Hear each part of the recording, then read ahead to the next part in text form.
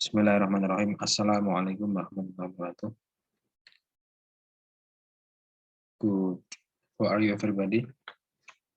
Are you okay? Before starting our lesson, let's pray together by reciting Al-Fatihah. Bismillahirrahmanirrahim. Alhamdulillahirrahmanirrahim. Rahmanirrahim. Maliki yaumiddin. Iyyaka na'budu wa iyyaka nasta'in. Ihdinas siratal mustaqim. Siratal ladzina an'amta 'alaihim ghairil maghdubi 'alaihim waladdallin. May our program, may our learning can be run well. Amin. Thank you very much for your nice attention. For the next material, we are going to open page 135. Okay, are you ready? This table, study point 19. Study the table on how to change verbs into past verb.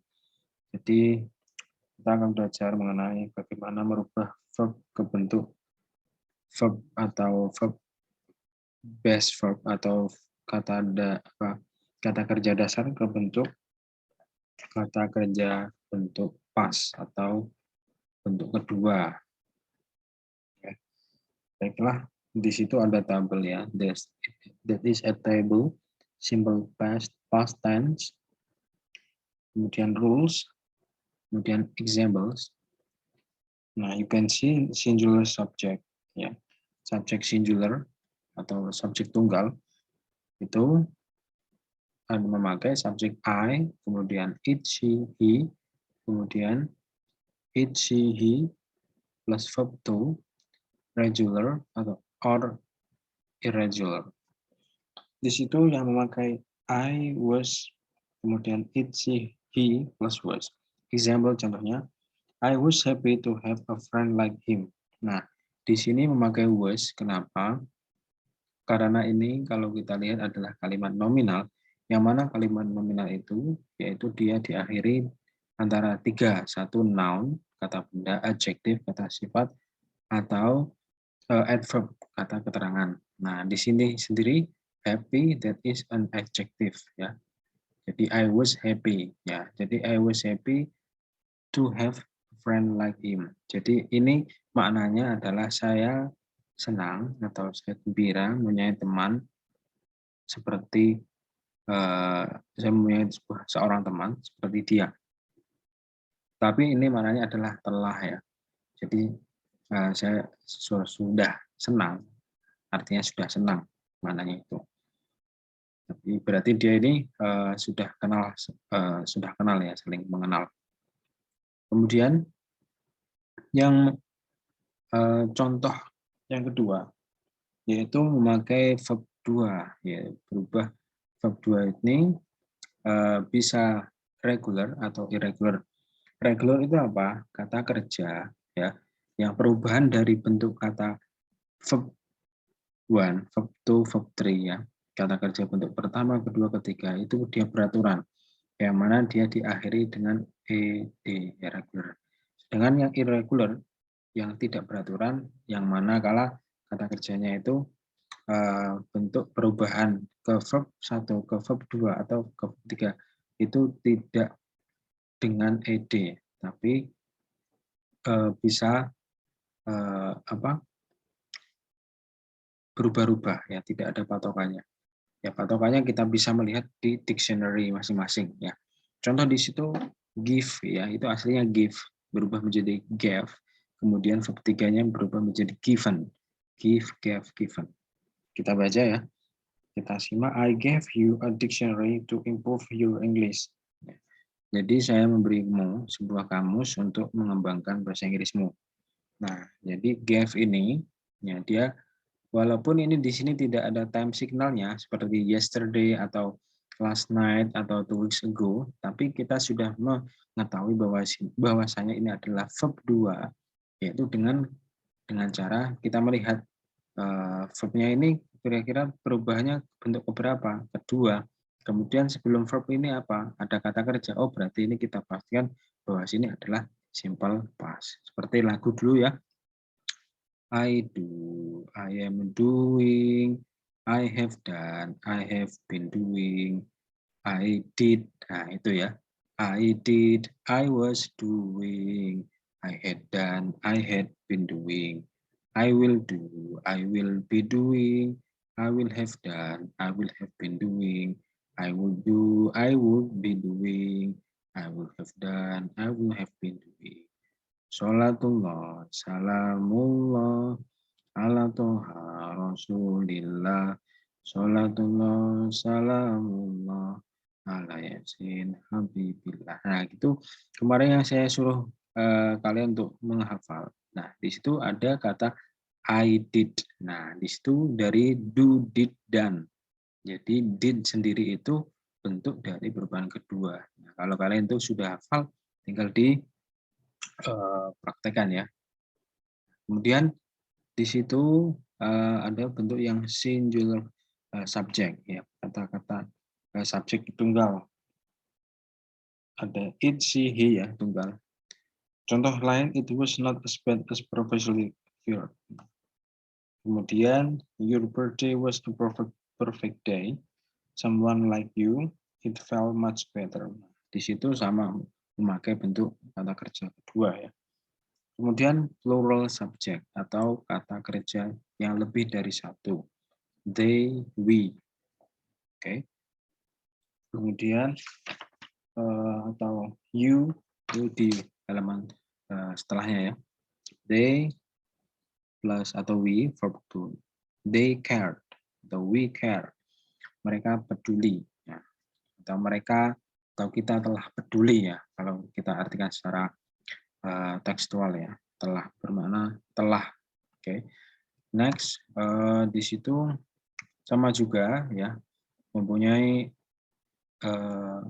plural subject, yaitu dia memakai you. Nah, they, we, you itu semua memakai were jika dalam nominal sentence ya. Ingat nominal sentence itu apa? Sentence atau kalimat yang tidak mengandung kata kerja. Artinya apa?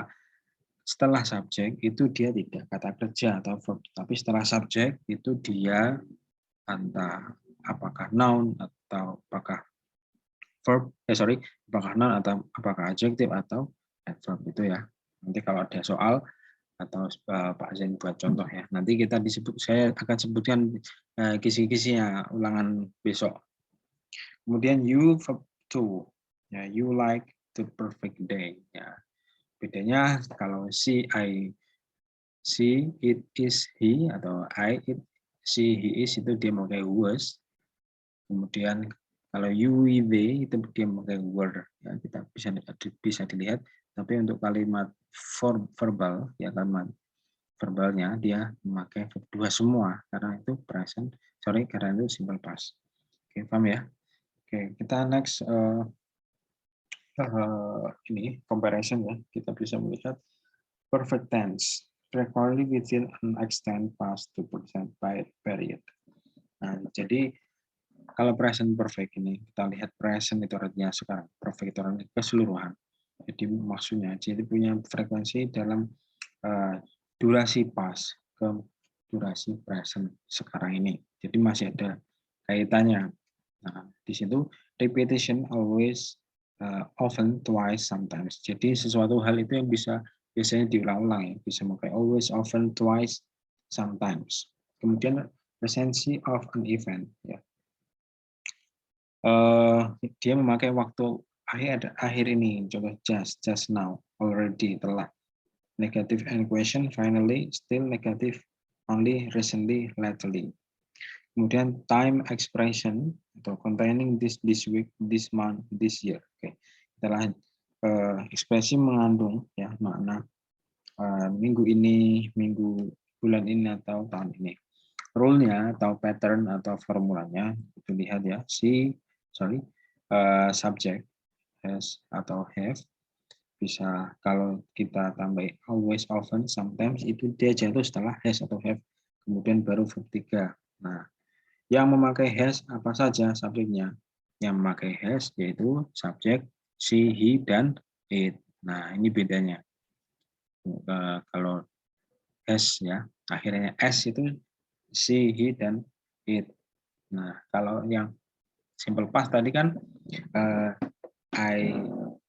I, she, he, it itu kan memakai was.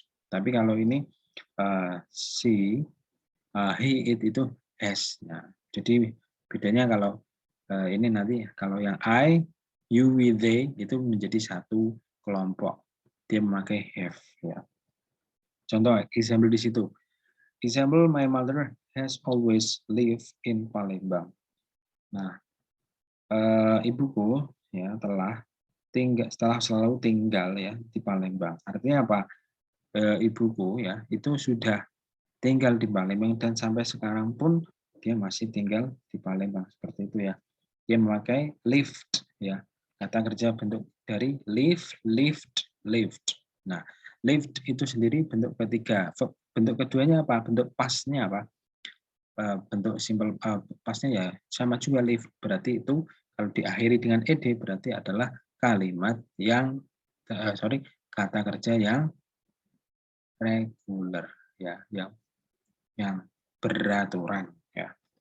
Kemudian gaya saya lanjut si subject has have property twice. Nah, we have gone to Papua twice. Kita telah pergi ke Papua 2 kali. Nah, di situ time-nya atau kata keterangannya always itu dia terletak di setelah has ya. Bisa juga kalau ini ya twice itu diletakkan di akhir ya. Jadi kita telah pergi ke Papua 2 kali. We have gone. Dari kata-kata apa? Go, when, gone, going. Ya, itu adalah kalau gone ini berarti bentuk dari irregular karena go verb 1, when W-E-N-T ya, when bukan when kapan ya, tapi went pakai ada t-nya went itu pergi, gone verb 3-nya yaitu pergi juga ya seperti itu. Kemudian recency of an event di situ contohnya my father has recently come out of the hospital. Jadi ayahku ya baru saja keluar dari rumah sakit. Nah, recently dia bisa juga diletakkan di setelah has. Setelah itu contohnya kalau negatif apa? Kalau negatif tinggal ditambahin not setelah have atau has-nya itu ya. Negative question, negative sentence. We haven't got the video yet. Kita belum dapat videonya. Jadi bisa ya get, got, gotten atau get, got, bisa ya mendapat. Jadi bisa gotten itu bisa verb 3 atau got. Ada yang mengatakan antara got atau gotten itu. Kemudian the last subject has verb 3. We have got our breakfast this morning. Kita telah mendapat sarapan pagi ini. Akhirnya dia masih sudah mendapatkan dengan dibantu dengan tab signal this morning. Oke, seperti itu ya perbedaannya. Oke, baiklah kita langsung we are going to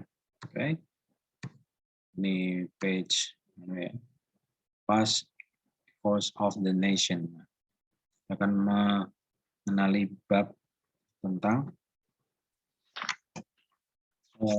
bab 8 ya. Di bab ini tentang equals, yaitu kalau artinya nation, past equals nation. Kita bisa lihat di situ di dalamnya adalah the following picture depict historical events. Match the picture with the title. Nah, di situ kita bisa melihat gambar-gambar yang mana gambar itu kita bisa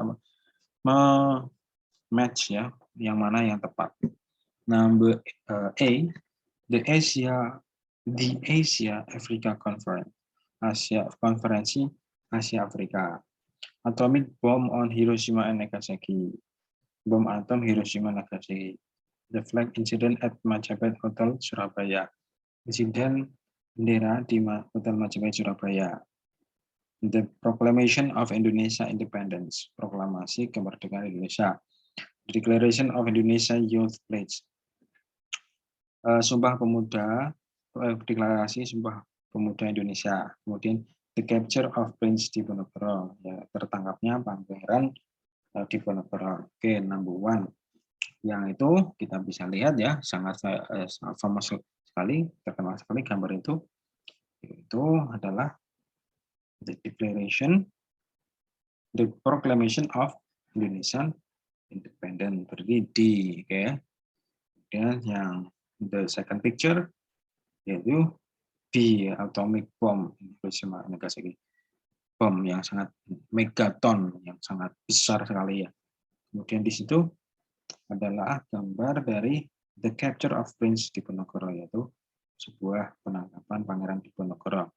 Okay, let's we listen to this listening monologue about this historical event.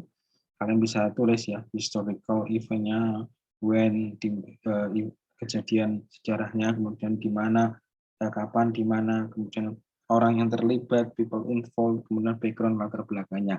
Okay, happy listening. Please you prepare your pen and your paper. Please fill this blank. Yeah, listen carefully. Are you ready? Okay, I will play this listening. Number 1. Listen to some monologues about historical events. Find out the time and place and the background of each event. Monologue 1. The Declaration of Indonesia's independence by Sukarno signified the beginning of the Indonesian National Revolution against colonization by the Dutch. It was read at 10 a.m. on Friday, 17 August 1945 at Jalan Pegangsaan Timur, number 56, Jakarta. The document was signed by Sukarno and Muhammad Hatta, the first president and vice president of the newly sovereign country, respectively. Sukarno had felt that the right time to declare Indonesia's independence would have been after months of careful planning. Japan had surrendered unconditionally to the Allies after the bombing of Nagasaki and Hiroshima. Some radical youth activists had urged Bung Karno and Bung Hatta to proclaim independence immediately. Monologue 2. During the Diponegoro War, the Dutch suffered losses due to a lack of strategy in fighting Prince Diponegoro's guerrilla warfare. The war took place in Java from 1825 until 1830. The war started after the Dutch decided to build a road across Prince Diponegoro's property that held his parents' tombs. To end the war, the Dutch tricked Prince Diponegoro into entering the Dutch fortress near Magelang. The prince believed that he had been invited to negotiate a ceasefire. He was captured through Dutch treachery and deported to Manado and later to Makassar, where he died in 1855. Monologue 3. America demanded that Japan surrender unconditionally based on the Potsdam Declaration, as the war in Europe had ended and Nazi Germany had surrendered totally to the Allies. Japan refused to surrender. To end the war in the Pacific, the United States of America dropped atomic bombs over the Japanese cities of Hiroshima and Nagasaki. On 6 August 1945, an American B-29 bomber dropped the first bomb that wiped out 90% of the city of Hiroshima and killed 80,000 civilians. On 9 August 1945, another B-29 bomber dropped the second atomic bomb on Nagasaki that killed 40,000 civilians. This event marked the end of World War II. Japan surrendered unconditionally on 15 August. Oke, well ya, saya akan mengulangi sekali lagi. Bisa disimak listeningnya ini dengan seksama ya. I will play one more. Number 1. Listen to some monologues about historical events. Find out the time and place and the background of each event. Monologue 1. The Declaration of Indonesia's independence by Sukarno signified the beginning of the Indonesian National Revolution against colonization by the Dutch. It was read at 10 a.m. on Friday, 17 August 1945 at Jalan Pegangsaan Timur, number 56, Jakarta. The document was signed by Sukarno and Muhammad Hatta, the first president and vice president of the newly sovereign country, respectively. Sukarno had felt that the right time to declare Indonesia's independence would have been after months of careful planning. Japan had surrendered unconditionally to the Allies after the bombing of Nagasaki and Hiroshima. Some radical youth activists had urged Bung Karno and Bung Hatta to proclaim independence immediately. Monologue 2. During the Diponegoro War, the Dutch suffered losses due to a lack of strategy in fighting Prince Diponegoro's guerrilla warfare. The war took place in Java from 1825 until 1830. The war started after the Dutch decided to build a road across Prince Diponegoro's property that held his parents' tombs. To end the war, the Dutch tricked Prince Diponegoro into entering the Dutch fortress near Magelang. The prince believed that he had been invited to negotiate a ceasefire. He was captured through Dutch treachery and deported to Manado and later to Makassar, where he died in 1855. Monologue 3. America demanded that Japan surrender unconditionally based on the Potsdam Declaration, as the war in Europe had ended and Nazi Germany had surrendered totally to the Allies. Japan refused to surrender.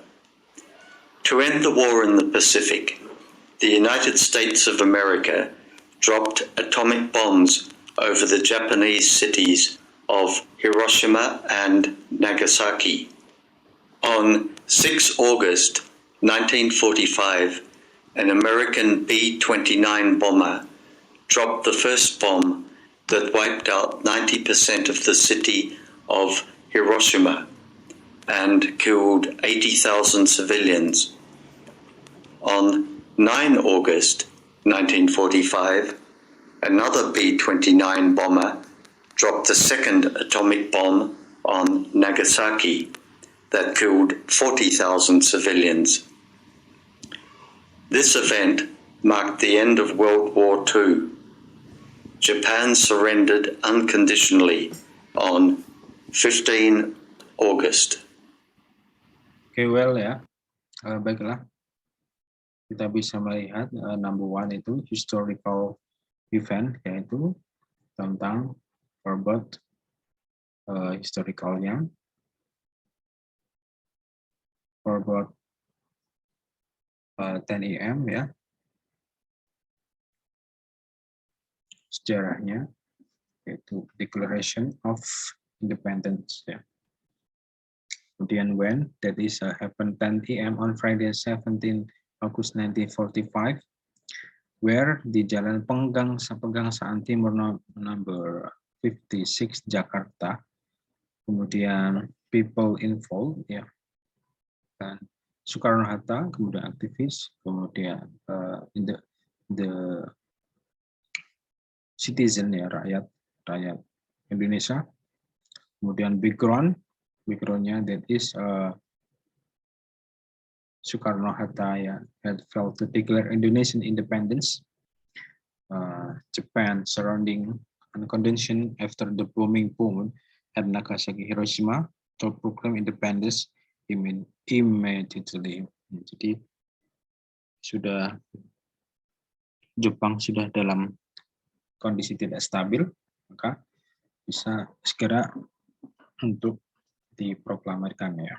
Kemudian the second one, during the Diponegoro War, ya, strategy when it happened 1825 until 1830, kemudian where it's located in the Magelang, and then was captured in Java, Magelang. Kemudian people involved, Pangeran Diponegoro, kemudian Dutch, Prince, kemudian background, the war started after the Dutch decided across during the war Diponegoro to Magelang, and then the prince believed he had been invited to negotiate.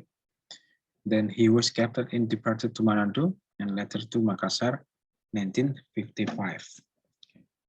Last is as demanded historical event that is about the bomb, yeah, the happening bomb Nagasaki, Hiroshima. When that is Nagasaki, Hiroshima, Japan. When that is 6 August 1945 and 9 August 1945, where that is Japan, Nagasaki, Hiroshima, people involved, USA and Germany, then Japan, background, yes, as demanded that Japan is surrounded unconditionally and Nazi Germany, yeah, had totally surrounded, the had ended. Japan refused to surround it. Hiroshima, Nagasaki, 9 August 1945, to when the 9 bomb dropped, and then 90% people, they are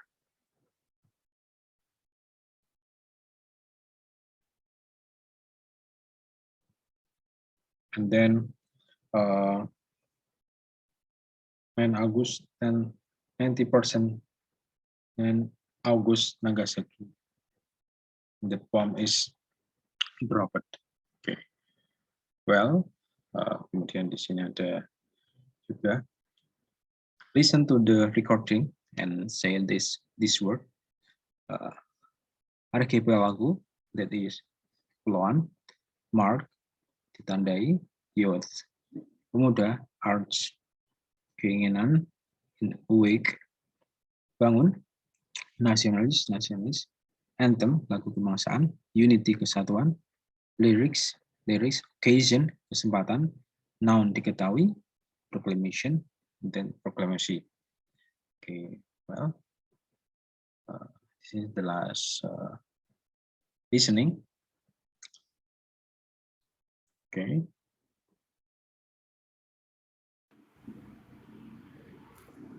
Number 1.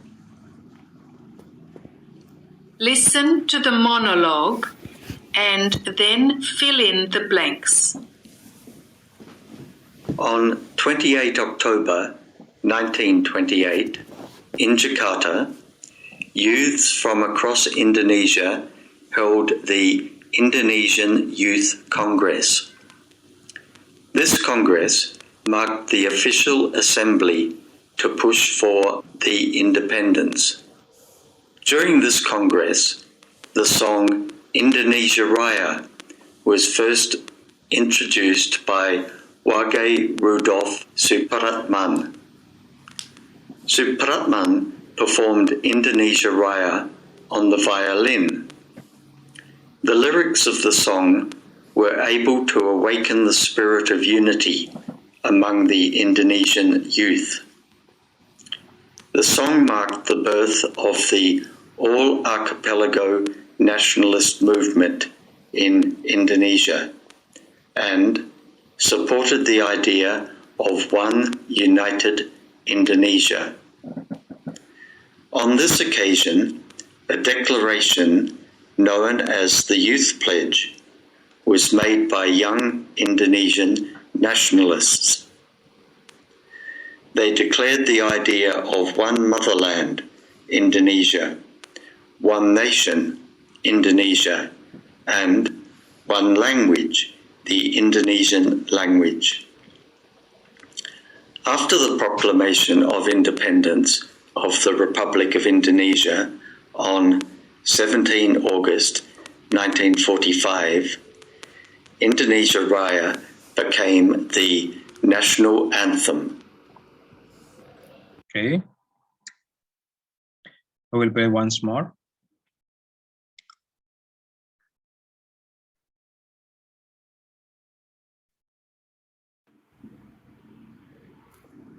Number 1. Listen to the monologue and then fill in the blanks. On 28 October 1928, in Jakarta, youths from across Indonesia held the Indonesian Youth Congress. This Congress marked the official assembly to push for the independence. During this Congress, the song Indonesia Raya was first introduced by Wage Rudolf Supratman. Supratman performed Indonesia Raya on the violin.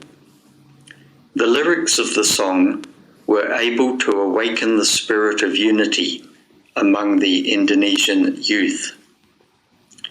The song marked the birth of the all-archipelago nationalist movement in Indonesia and supported the idea of one united Indonesia.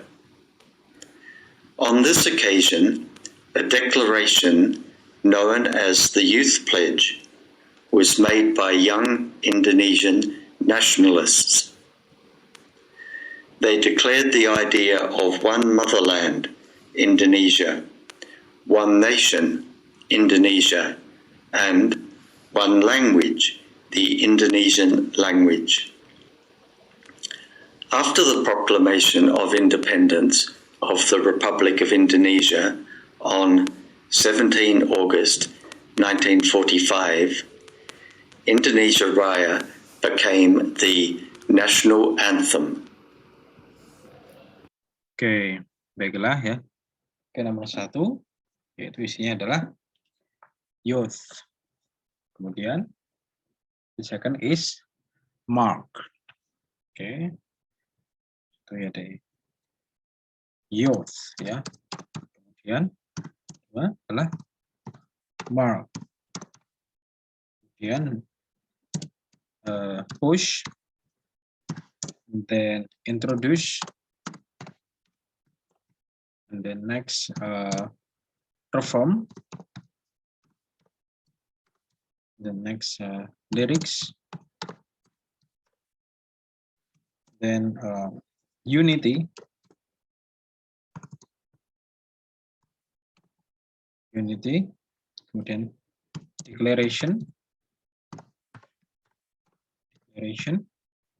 kemudian nasionalis, kemudian anthem.